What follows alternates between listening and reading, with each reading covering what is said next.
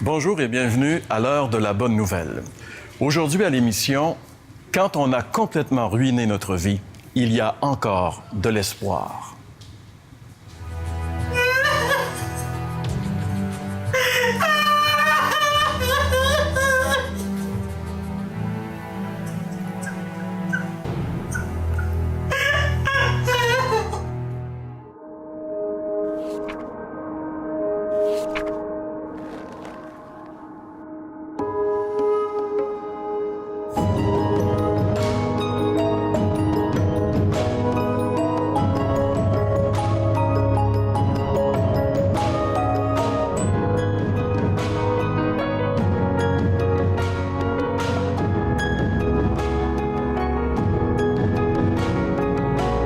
Peu importe la gravité de notre échec, nous, on croit sincèrement qu'il y a de l'espoir pour tous lorsqu'on se tourne vers Jésus.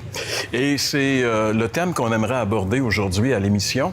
Pour ce faire, j'ai le plaisir d'accueillir François. Bonjour, François. Bonjour, Jean-Pierre. Ça va bien, François? Ça va super bien. Salut, Jeff. Messieurs. Salut. Bien sûr, on illustre avec des cas extrêmes, mais la vie des gens en général, c'est pas des cas extrêmes. Non, parce que notre vie est faite de plein, soit de succès, d'échecs. Tu sais, c'est jamais gros. Tu sais, on peut en faire un ou deux gros succès dans notre vie, puis même encore, ou des grosses erreurs. Mais je pense que la nuit, quand on se réveille, puis on pense à des coups, là, plus on vieillit, hein? Plus on vieillit, plus on se rappelle en disant « Ah, ça n'a pas été ma meilleure shot trop tôt ». En vieillissant, il y a une certaine lucidité qui arrive. Hein? Oui, parce que quand on est jeune, hein, François, on veut, tu sais, je veux dire, nous, c'est, garde, sky is the limit, hein, on veut vraiment, nous, on fera pas d'échec, on va l'avoir, l'affaire. Hein? C'est plate, là, mais t'as raison. Parce que, finalement, quand on est jeune, on a des idéaux. C'est normal. Si tu pars à 20 ans et tu dis, regarde, moi, là, je vais foirer, je vais scraper ma vie, c'est sûr que tu ne réussiras pas, là.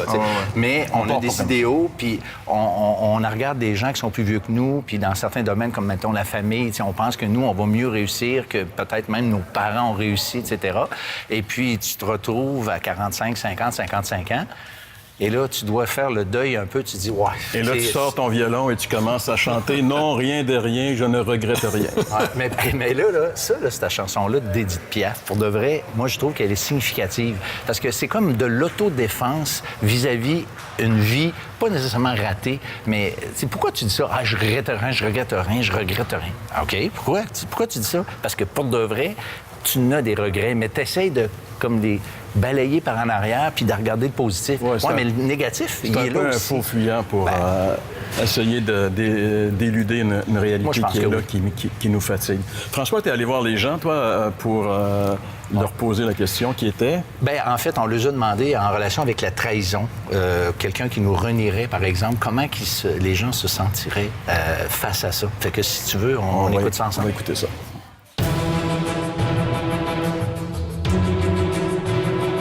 Je serais pas de bonne humeur.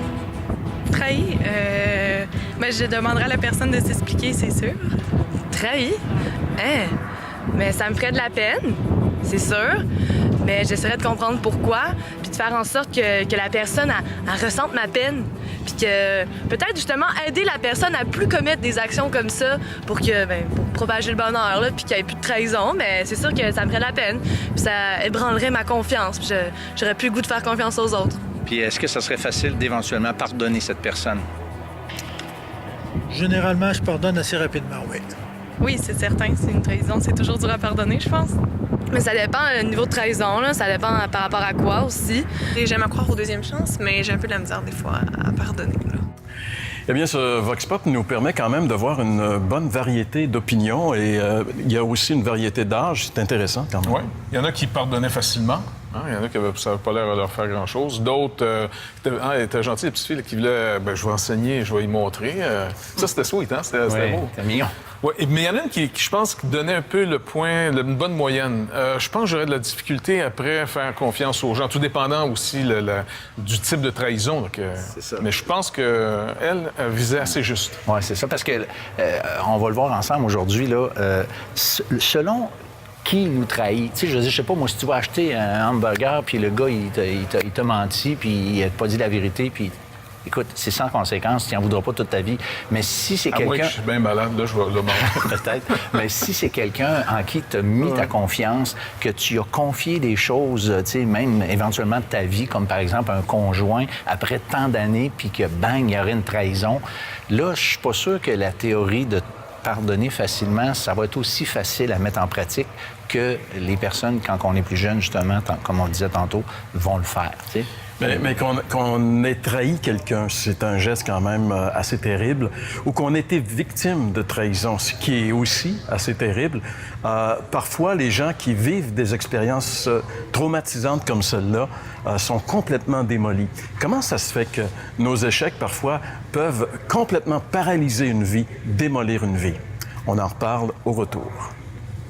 Vous avez des questions ou des commentaires sur ce que vous venez d'entendre? Contactez-nous par téléphone ou réagissez sur les médias sociaux.